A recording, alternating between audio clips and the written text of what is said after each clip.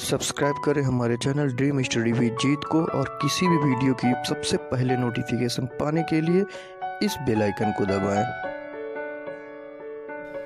Hello दोस्तों, welcome to Dream Study with Jeet. दोस्तों, मैं दो तरह की वीडियो लेक्चर आप लोगों तक पहुंचाना चाह रहा हूं, जिसमें एक प्रैक्टिस सेट होगा किसी भी एग्जाम से संबंधित, जैसे कि लोअर पीसीएस मेंस के प्रैक्टिस सेट चल रहे हैं, और दूसरी साइड में मैं जीएस का पूरा सेक्शन जो है डिटेल्ड वीडियो लेक्चर लाना चाह रहा हूं। उसी में ये मेरा दूसरा लेक्चर होगा। पहले लेक्चर में हमने pre history already part 1 lecture 1 के नाम से हमने अपलोड कर दिया है, और ये आज का सेकंड वीडियो लेक्चर होगा जिसमें हम प्रोटो हिस्ट्री यानी आदि इतिहास के बारे में डिस्कस करेंगे। इसमें हम लोग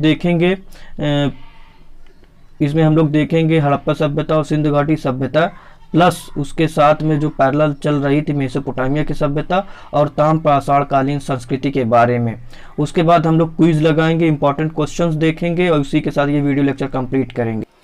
प्रोटो हिस्ट्री यानी कि आदि इतिहास, इसको हम दो भागों में बांटते हैं। सिंधु घाटी सभ्यता 2500 ईसा पूर्व से 1500 ईसा पूर्व, और वैदिक सभ्यता जिसका टाइम पीरियड है 1500 ईसा पूर्व से 600 ईसा पूर्व। और फिर हम उसके बाद में वैदिक सभ्यता को दो भागों में बांटते हैं। ऋग्वैदिक काल 1500 ईसा पूर्व से 1000 ईसा पूर्व, और उत्तर वैदिक काल को 1000 ईसा पूर्व से 600 ईसा पूर्व। और हम लोग इसमें डिस्कस करते हैं सिंधु घाटी सभ्यता के पैरेलल चलने वाली एक सभ्यता थी मेसोपोटामिया की सभ्यता, और उसी टाइम पे हम लोग ताम्रपाषाण कालीन संस्कृति के बारे में भी डिस्कस करेंगे, उनके इम्पोर्टेंट प्लेसेस के बारे में, उनके धर्म संस्कृति के बारे में। ठीक है दोस्तों, आइए देखते हैं। प्री हिस्ट्री को हमने देखा दोस्तों कि उसमें कोई लिखित साक्ष्य प्राप्त नहीं हुआ था, लेकिन उसके बाद दोस्तों जैसे जैसे समय बीतता है तो हमें लिखित साक्ष्य भी मिलने लगते हैं, लेकिन उन्हें पढ़ा नहीं जा सका था। तो इस टाइम के काल को हम लोग आदि इतिहास यानी प्रोटो हिस्ट्री कहते हैं। इसका टाइम पीरियड है 2500 ईसा पूर्व से 600 ईसा पूर्व। इस टाइम तक आते आते आदि मानव जब खेती करने लगा था तो धातु के साथ साथ पत्थर का भी प्रयोग औजार के रूप में प्रयोग करने लगा था, यानी कि कॉपर प्लस स्टोन का यूज करने लगा था, जिस वजह से इनके टाइम को ताम्रपाषाण कालीन या चालकोलिथिक युग के नाम से भी जाना जाता है। इस संस्कृति के लोग कृषक और पशुचारक हो चुके थे। वे गेहूं, जौ, मसूर, उड़द की खेती करने लगे थे। उनके मकान घास फूस तथा मिट्टी से बनने लगे थे। उसके बाद अब हम लोग बात करते हैं ताम्रपाषाण काल के बारे में सबसे पहले, फिर उसके बाद हम हड़प्पा सभ्यता पे आएंगे, लेकिन सबसे इम्पोर्टेंट है ताम्रपाषाण कालीन संस्कृति। मोस्ट इम्पोर्टेंट पॉइंट में पहला पॉइंट है कि इस काल को चालकोलिथिक युग कहते थे।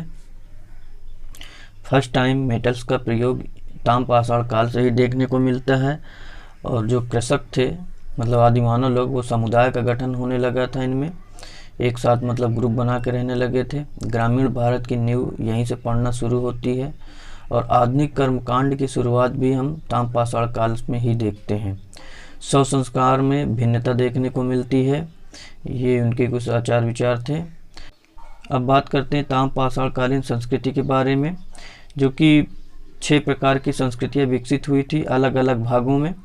उन्हीं को हम 1 बाय 1 करके देखते हैं कि ये संस्कृतियाँ कितनी इम्पोर्टेंट थी। हम उन्हीं संस्कृतियों को पढ़ेंगे जो सबसे ज़्यादा मोस्ट इम्पॉर्टेंट थी। तो उनमें है सबसे पहले कायथा संस्कृति 2400 BC से 1700 BC।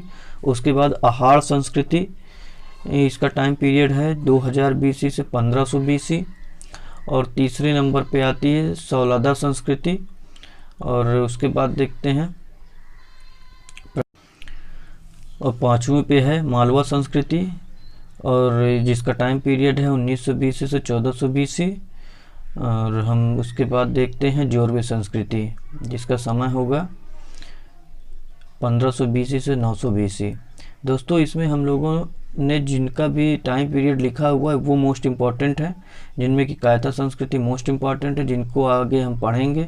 आहार संस्कृति, इसको भी हम आगे देखेंगे। मालवा संस्कृति, जोरवे संस्कृति, ये सौलदा और प्रभास संस्कृति इतनी इम्पोर्टेंट नहीं है, तो हम लोग केवल इम्पोर्टेंट संस्कृति के बारे में ही बात करते हैं। कायथा संस्कृति के बारे में अगर बात करें तो ये सबसे पुरानी संस्कृति के रूप में डेवलप हुई थी, इसको हम सबसे पुरानी संस्कृति मानते हैं। और नवीन संस्कृति के रूप में हम जोरवे संस्कृति को देखते हैं। ये यूपीएससी, यूपीपीएससी स्टेट पीसीएस के लिए बहुत इंपॉर्टेंट क्वेश्चन है। ऑप्शनल टाइप में बनाया जा सकता है इस टाइप के क्वेश्चंस को। ये इंडिया का मैप है। हम लोग देखेंगे लोकेशंस जो संस्कृतियाँ डेवलप हुई थी ताम्रपाषाण काल में। तो उनमें सबसे पहले राजस्थान, जहाँ पे आहार संस्कृति या आहार भी बोलते हैं इसको, संस्कृति डेवलप हुई थी। इम्पोर्टेंट साइट है ताम्रवती। अगला पॉइंट है हमारा गुजरात प्लस एमपी का थोड़ा सा क्षेत्र लेता है, और यहाँ पे जो संस्कृति डेवलप हुई थी वो मालवा संस्कृति थी और कायथा संस्कृति थी, जो कि बहुत ही इम्पोर्टेंट संस्कृतियाँ हैं। और इनकी इम्पोर्टेंट साइट की अगर हम बात करें तो मालवा संस्कृति में नौदा टोली, और कायथा संस्कृति में जो डेवलप हुई थी इम्पोर्टेंट साइट थी वो त्रिपुरी और उज्जैनी के आसपास ये डेवलप हुई थी। और लास्ट में महाराष्ट्र है, लोकेशन है जहाँ पे जो है जोरवी संस्कृति जो सबसे नवीन संस्कृति है वो डेवलप हुई थी। इसकी इम्पोर्टेंट साइट देखें तो दैमाबाद, इनाम गांव, नेवादा और सोन गांव है। और इस तरह से ये सारी संस्कृतियां जो मोस्ट इम्पॉर्टेंट 4 थी वो आहार, जोरवे और मालवा और कायथा।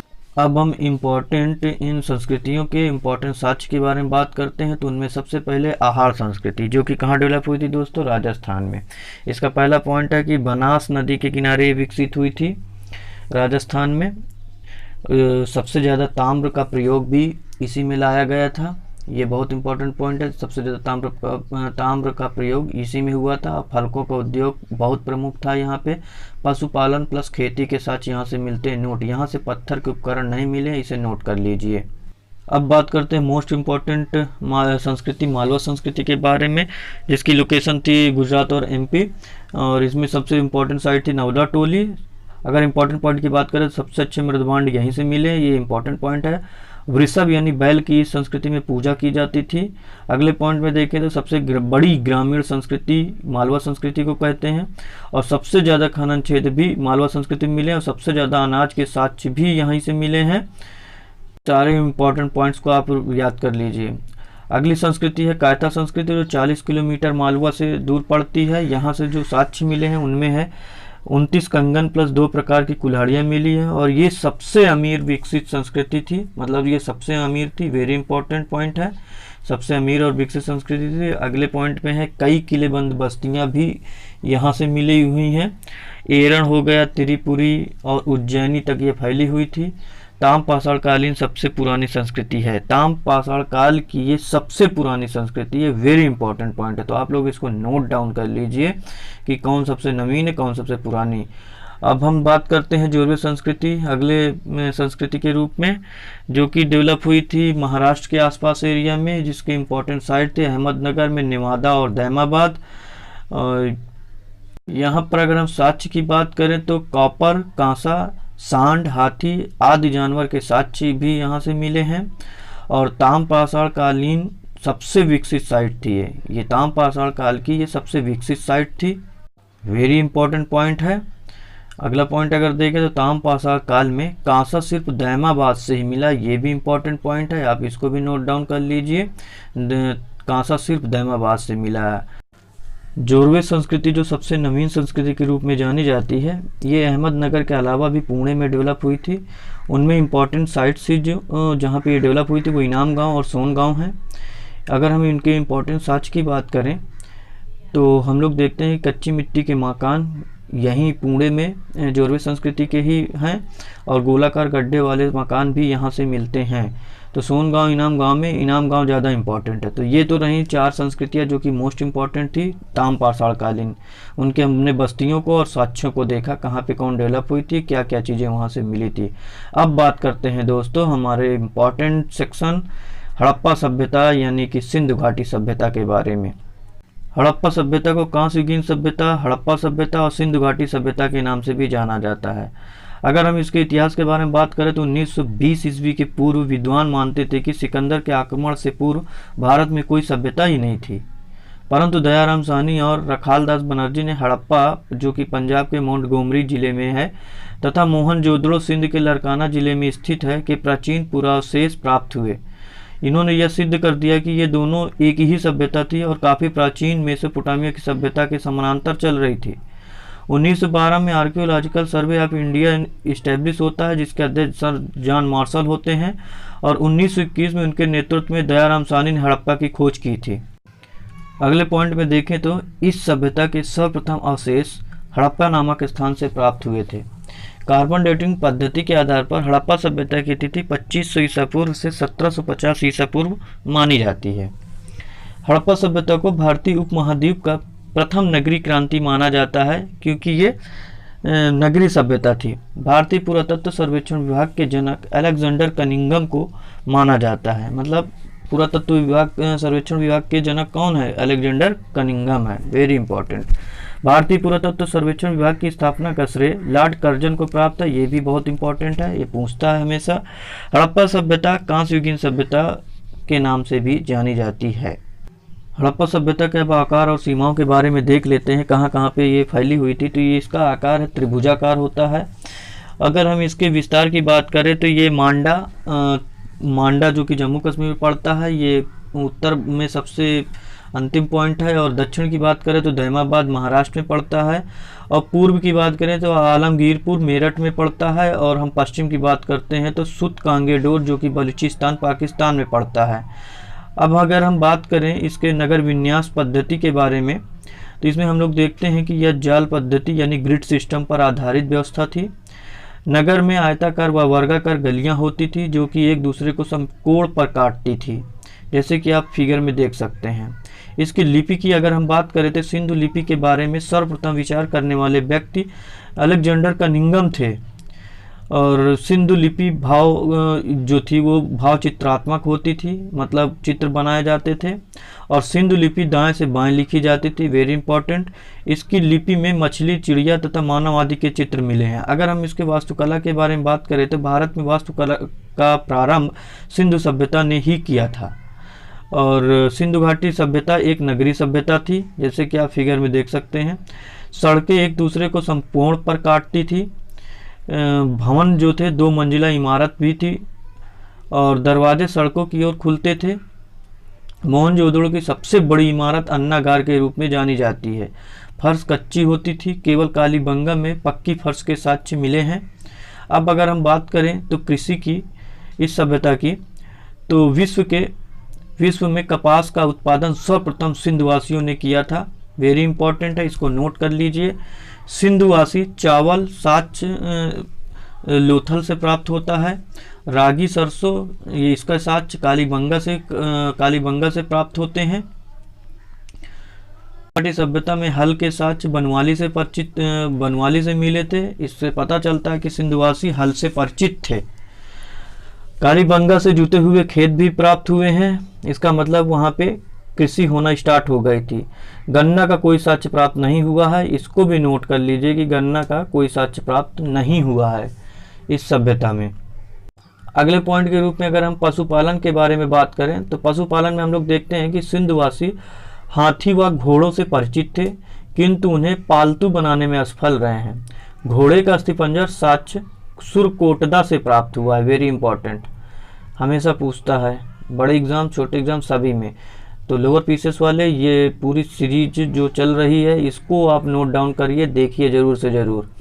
सिंधुवासी गैंडा, बंदर, भालू, खरहा आदि जानवर यहाँ से मिलते हैं, किंतु शेर का कोई साक्ष्य नहीं मिला। ये भी वेरी इंपॉर्टेंट है, शेर का कोई साक्ष्य नहीं मिला। अगला अगर हम व्यापार और वाणिज्य के बारे में बात करें तो देखते हैं कि सिंधु सभ्यता में मुद्रा का प्रचलन नहीं था। क्रय विक्रय वस्तु विनिमय पर आधारित था, मतलब वस्तु के बदले वस्तु मिलती थी, पैसे का कोई महत्व नहीं था। सिंधु सभ्यता के लोग मेसोपोटामिया तथा अन्य सभ्यताओं के साथ व्यापार करते थे। उनमें सबसे प्रमुख आयातित वस्तु थी टिन था, जो अफगानिस्तान और ईरान से प्राप्त किया जाता। तांबा खेतड़ी राजस्थान से मिलता था। चांदी अफगानिस्तान और ईरान से, सोना अफगानिस्तान व दक्षिण भारत से प्राप्त करते थे। सीसा ईरान, अफगानिस्तान और राजस्थान से प्राप्त करते थे। ये कुछ आयातित वस्तुएं थी। लाजवर्द मेसोपोटामिया एवं अफगानिस्तान से प्राप्त किया जाता था। तो व्यापार की दृष्टि से ये मुख्य जो चीज़ें थी इनको आयात किया जाता था इन प्लेसेस से। इनको आप लोगों ने अच्छे से देखा। अब बात करते हैं सिंधु सभ्यता के धर्म की। तो हड़प्पा सभ्यता में मंदिर का कोई साक्ष्य नहीं मिला। वेरी इंपॉर्टेंट, मंदिर का कोई भी साक्ष्य नहीं मिला। हड़प्पा सभ्यता में मुख्य रूप से कुबड़ वाले बैल की पूजा होती थी। तो ये क्वेश्चन आता है कि हड़प्पा सभ्यता में किसकी पूजा होती? तो कुबड़ वाले बैल की। वृक्ष पूजा के भी साक्ष्य मिले हैं। उनमें सबसे इंपॉर्टेंट वृक्ष थे पीपल एवं बबूल। सिंधु सभ्यता में प्रेतवाद, भक्ति एवं पुनर्जन्मवाद के बीज मिलते हैं। ये बहुत इंपॉर्टेंट पॉइंट है दोस्तों, इसको नोट कर लीजिए कि इसमें प्रेतवाद पुनर्जन्मवाद के बीच मिलते हैं। अगर अब हम बात करें अंत्येष्टि के प्रकार की, तो सिंधु सभ्यता में अंत्येष्टि 3 प्रकार से होती थी, जिनमें है पूर्ण समाधिकरण, आंशिक समाधिकरण और दाह संस्कार। अगर हम साक्ष्यों की तरह निगाह डालें तो देखते हैं कि लोथल से युग्म समाधान के साक्ष्य मिले हैं, वेरी इंपॉर्टेंट लोथल प्लेस। और रोपड़ से मनुष्य के साथ कुत्ता दफना जाने का साक्ष्य मिला है। ये लोथल और रोपड़ को आप याद रखिएगा, ठीक है दोस्तों। अब हड़प्पा सभ्यता के स्थल के बारे में बात करते हैं। भारत में अगर हम बात करें तो लोथल, रोजदी, रंगपुर, बनवाली, दैमाबाद, देसलपुर, रोपड़, राखीगीरी, ये सब भारत में है प्लेस। पाकिस्तान में मेन पॉइंट्स हैं, इंपॉर्टेंट साइट्स, जैसे हड़प्पा हो गया, मोहनजोदड़ो, चौदड़ो और अलादीनो। अफगानिस्तान में सोर्तगोई और मंडगाक प्रमुख स्थल हैं। अगर हम बात करें अब प्रमुख स्थलों के प्रमुख साक्ष्य के बारे में, तो हड़प्पा, जिसकी खोज दयाराम साहनी ने 1921 में मांटगोमरी जिला, जो कि पंजाब प्रांत पाकिस्तान में पड़ता है, तब की थी। यह कहाँ पे डेवलप हुई थी? ये नदी क्या था? वो रावी नदी थी जहाँ पे ये डेवलप हुई थी। इसमें साक्ष्य की बात करें तो श्रमिक आवास, अनाज कूटने के चबूतरे, मतलब पक्की ईंट से बने थे, सोने का हार, स्त्री के गर्भ से वृक्ष, सावधान, R37, कांस्य गाड़ी और अन्य भंडार, मछुआरों का चित्र यहाँ से प्राप्त होता है। अगले इंपॉर्टेंट प्लेस की बात करें तो मोहनजोदड़ो, जिसके खोज करता है रखाल दास बनर्जी। 1922 ईस्वी में इन्होंने इसकी खोज की थी। और लड़काना जिला सिंध प्रांत पाकिस्तान में ये भी पड़ता है। अगर हम नदी के बारे में बात करें तो ये सिंधु नदी के किनारे डेवलप हुई थी। अगला पॉइंट है मोस्ट इम्पॉर्टेंट, कि पूरी सिंधु सभ्यता का ये सबसे बड़ा क्षेत्र था मोहनजोदड़ो। तो अगर हम इसको एरिया वाइज देखें तो मोहनजोदड़ो सबसे बड़ा, उसके बाद धौलावीरा, फिर कालीबंगा का नंबर आता है। मोहनजोदड़ो में जो मिले साक्ष्य हैं उनके बारे में बात करें तो यहाँ से मिले विशाल स्नानागार, पुरोहित आवास, मृतकों का टीला, और मोहनजोदड़ो को माउंट ऑफ डेड भी कहते हैं इसी वजह से। और यहाँ से कास की नर्तकी की मूर्ति मिली है। कपास के साक्ष्य यहाँ से प्राप्त होते हैं। मुद्रा पर 3 सिर वाले व्यक्ति की आकृति भी यहाँ से मिलती है। एक श्रृंगी पशुओं वाली मुद्राएं, 16 मकानों का बैरक और एक दाढ़ी वाला साधु भी मिलता है, जो कि सिक्के पर इनके जो है चित्र बनी हुई है, आप देख सकते हैं। ये मोहनजोदड़ो से संबंधित कुछ साक्ष्य थे।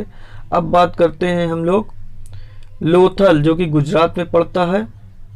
इसको मिनी मोहनजोदड़ो के नाम से भी जाना जाता है, इम्पोर्टेंट है। इसके खोजकर्ता हैं SR राव, यानी कि रंगनाथ राव। ये एक प्लेस कहाँ पे है? लोथल, ये भोगवा नदी के किनारे पे स्थित है। अगर हम इसके साक्ष्य के बारे में बात करें तो गोदीबाड़ा यानी डॉक यार्ड व्यापार केंद्र होता था, यहाँ से आवाजाही होती थी, आयात निर्यात। तो गोदीबाड़ा यानी डॉक यार्ड यहीं से मिलते हैं। मकान नहीं है, सॉरी, मनका बनाने का कारखाना यहाँ पे ही डेवलप हुआ था, सबसे पहले इसकी यहीं पे साक्ष्य मिलते हैं। हाथी दांत से बने इंस्ट्रूमेंट यहाँ से प्राप्त होते हैं। 20 समाधि, 3 युगल, इसका मतलब है कि सती प्रथा के साक्ष्य भी यहाँ से मिले हुए। मतलब 3 युगल मतलब 3 लोग एक साथ दफनाए हुए मिलते हैं साक्ष्य के रूप में, तो इससे पता चलता है सती प्रथा के साक्ष्य यहाँ से मिलते हैं। अग्निकुंड, चावल के साक्ष्य, मुद्रा पर सूती वस्त्र के छाप और रंगाई कुंड और प्रशासनिक भवन, यहाँ से कुछ इंपॉर्टेंट साक्ष्य हैं लोथल गुजरात से प्राप्त होते हैं। आप लोग इसको नोट कर लीजिए और रट डालिए। अगला पॉइंट है, अगला प्लेस है यानी कि कालीबंगा, जो कि घग्गर नदी के किनारे राजस्थान में स्थित है। इसके खोजकर्ता के बारे में अगर हम बात करें तो अमलानंद घोष 1953 ईस्वी में इसकी खोज की थी। कालीबंगा से मिले साक्ष्यों के बारे में अगर हम लोग देखें तो यहाँ से काले रंग की चूड़ियाँ बहुत फेमस हैं, और है अग्निकुंड वेदिकाएं यहाँ से मिली हुई हैं। कालीबंगा से ही हल से जुते हुए खेतों के भी साक्ष्य मिलते हैं। अलंकृत ईंटों से बने मकान मिलते हैं, मतलब अलंकृत ईंटें मिली यहाँ से। और ड्रेनेज सिस्टम, जल निकासी का यहाँ पे एक अच्छा खासा नमूना मिलता है। तो ये कालीबंगा से कुछ इम्पोर्टेंट साक्ष्य थे जो कि हमको जो ना प्राप्त होते हैं, जिससे हम पता लगा सकते हैं कि वहाँ की संस्कृति कैसी थी। अब हम चौदड़ों की बात करते हैं तो चौदड़ों जो है मोहनजोदड़ो से 130 किलोमीटर दूर नवाबशाह जिला पाकिस्तान में है, और ये इसकी खोज जो है मजूमदार ने 1931 ईस्वी में की थी। साक्ष्यों के बारे में अगर बात करें तो मनके बनाने का कारखाना चौदड़ों से मिलता है। वक्राकार ईंट यहाँ से मिलती है। कुत्ते व बिल्ली के पैरों के निशान भी चौदड़ों से प्राप्त होते हैं। लिपस्टिक मतलब सौंदर्य प्रसाधन के साक्ष्य, लिपस्टिक के साक्ष्य भी चौदड़ों से प्राप्त हुए हैं। और मुद्रा पर घड़ियाल व मछली के साक्ष्य भी यहाँ से मिलते हैं। नालियों के बारे में बात करें तो पाइप नुमा नालियाँ भी यहाँ पे बनी हुई थी। अगले स्थान की बात करें धौलावीरा, तो ये कच्छ गुजरात यानी भारत में स्थित है, जिसके खोज करता है जेपी सिंह। साक्ष्यों के बारे में अगर हम देखें तो जलाशय के साथ यहाँ से मिलते हैं। एक गोल्डन रिंग मिली थी यहाँ से, और सूचना पट्ट में स्टेडियम के भी साक्ष्य मिलते थे, मतलब खेल वगैरह भी ये लोग करते थे, ये हम समझ सकते हैं। अगला प्लेस है बनवाली, जो कि कहाँ लोकेटेड है, हिसार यानी हरियाणा। इसके खोज करता है RS बिस्ट, जिन्होंने 1974 ईस्वी में इसकी खोज की थी। अगर हम साक्ष्यों के बारे में बात करें तो खेती में जौ की बेस्ट क्वालिटी यहाँ से मिलती है, और जानवरों की नांद भी यहाँ से मिलती है, और अग्नि वेदिकाएं भी यहाँ से प्राप्त हुई हैं। तो ये बनवाली से संबंधित कुछ इंपॉर्टेंट साक्ष्य थे। और हाँ, एक पॉइंट और रह गया, ड्रेनेज जल निकासी का साक्ष्य यहाँ से नहीं मिला है। अगले प्लेस के रूप में है राखीगढ़ी, जिसका स्थान है जिंद हरियाणा।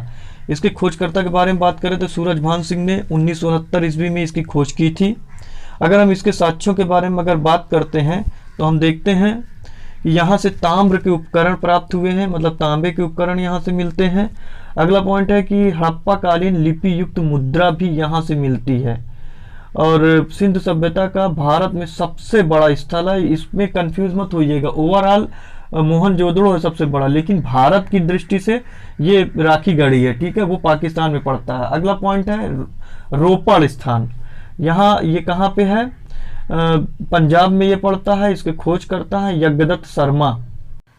रोपड़ के अगर साक्ष्यों के बारे में अगर हम बात करते हैं तो मनुष्य के साथ कुत्ते दफनाने का साक्ष्य यहाँ से प्राप्त होता है, ये बहुत इंपॉर्टेंट पॉइंट है, कई बार आया एग्जाम में। और तांबे की कुल्हाड़ी भी यहाँ से मिलती है, ये कुछ रोपड़ से संबंधित साक्ष्य थे। अगला पॉइंट है, पॉइंट नहीं मतलब कि अगला प्लेस है सुरकोटदा, जो कि कहाँ पे पड़ता है, इसकी लोकेशन क्या है, इसकी लोकेशन है कच्छ गुजरात, जिसके खोजकर्ता के रूप में जेपी जोशी को जाना जाता है, जिन्होंने 1964 ईस्वी में इसकी खोज की थी। अगर हम साक्ष्यों को देखें तो उसमें पाते हैं घोड़े का अस्थिपंजर, लेकिन यह तथ्य एकदम सत्य नहीं है। ज़्यादातर माना जाता है कि इन्हें घोड़े का ज्ञान नहीं था, फिर भी कहीं से ये पता चलता है, कुछ बुक में दे रखा है कि घोड़े का अस्थिपंजर भी मिलता है, लेकिन ये ज़्यादातर माना जाता है कि इन्हें घोड़े का ज्ञान ही नहीं था।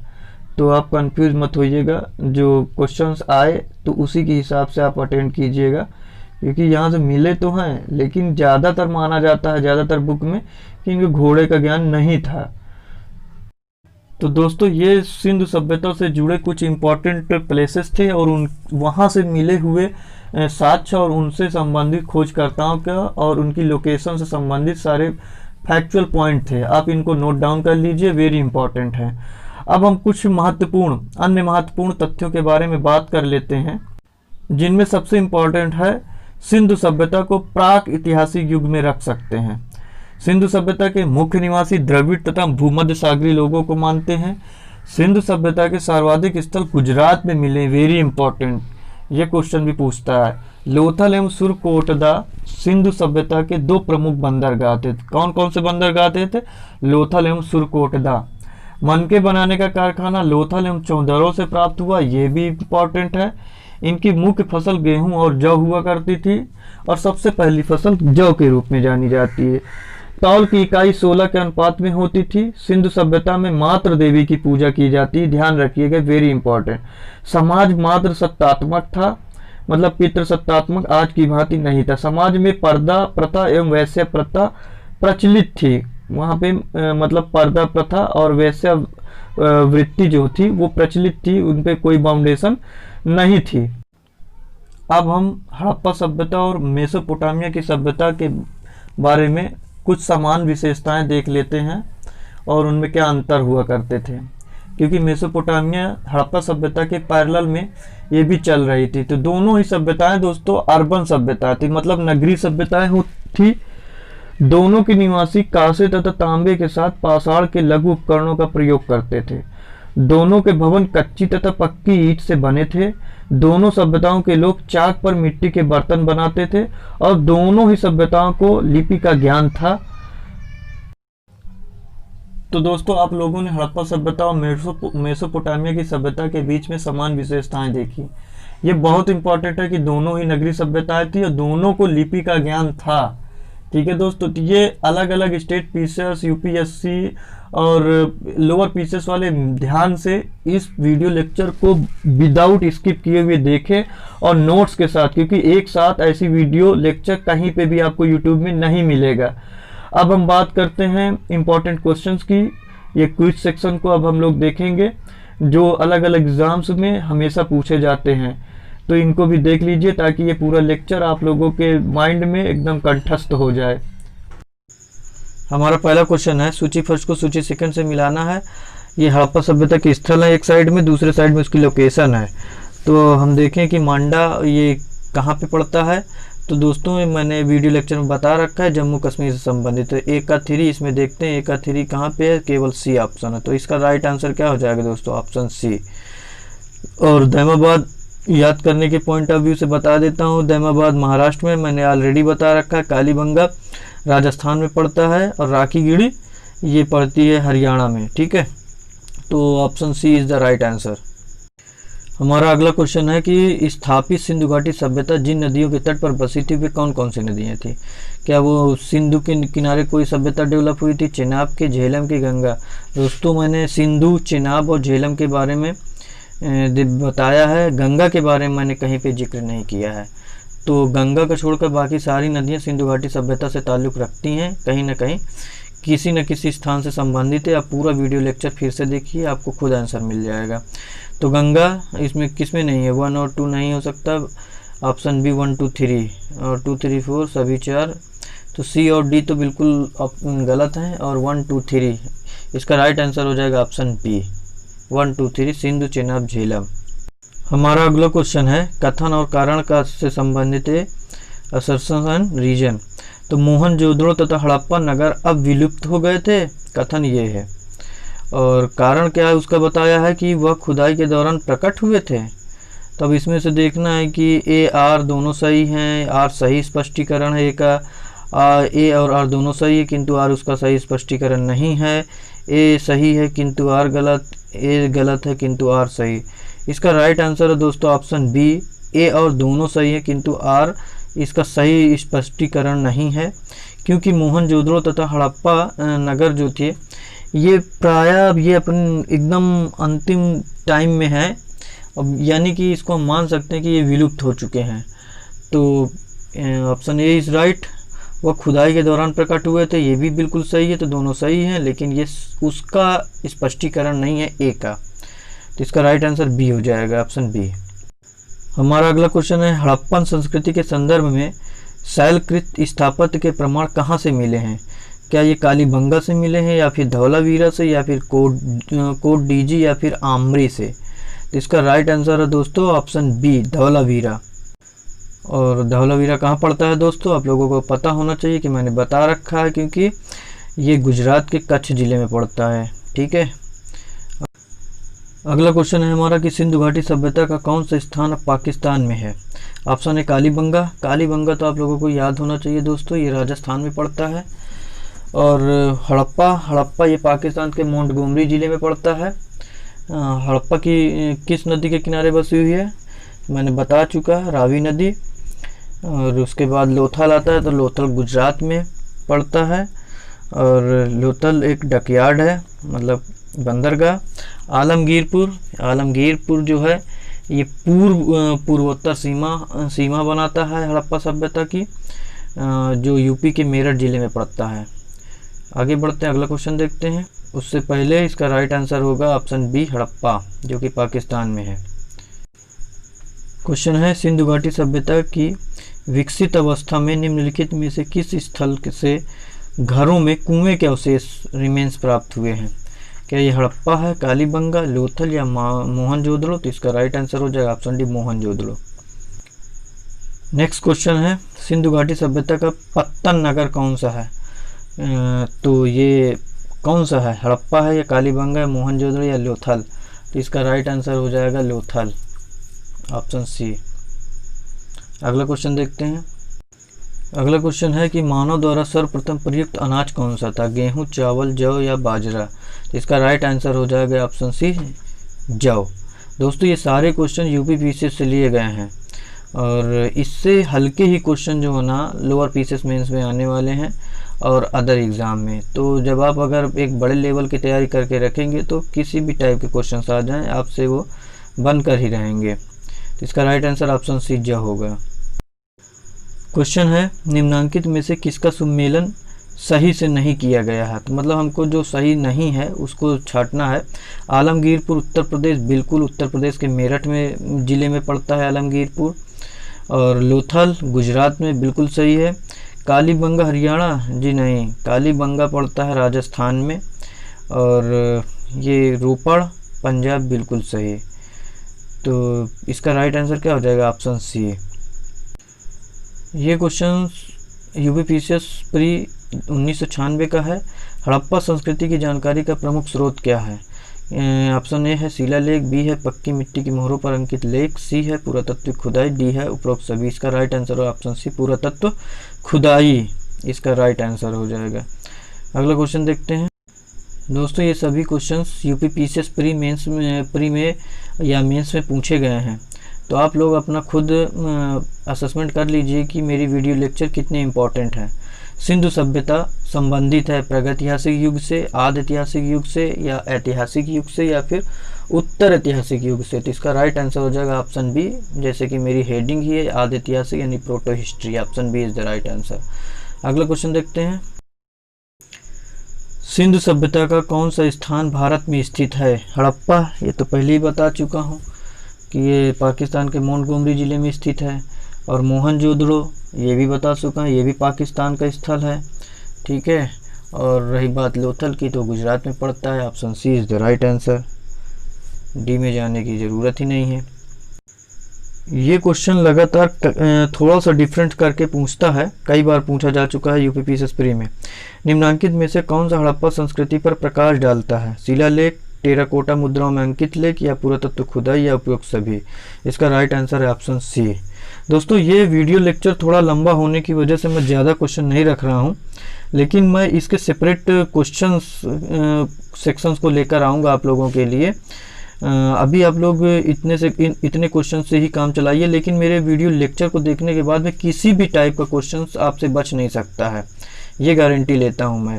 क्योंकि मैंने एक एक पॉइंट जो है ना रखे हुए हैं, मैंने कुछ भी नहीं छोड़ा है, ठीक है दोस्तों। तो आप लोग नोट्स बनाइए और अच्छे से मेहनत कीजिए, ठीक है दोस्तों। वीडियो लेक्चर लेंदी होने की वजह से मैंने वैदिक सभ्यता के बारे में कुछ भी बात नहीं की है। तो वैदिक सभ्यता के बारे में हम लोग अगले पार्ट में बात करेंगे, जिसमें ऋग वैदिक काल और उत्तर वैदिक काल के सारे इम्पोर्टेंट फैक्चुअल पॉइंट्स के बारे में बात करेंगे, ठीक है। मिलते हैं फिर दोस्तों अगले पार्ट में, तब तक के लिए जय हिंद, जय भारत।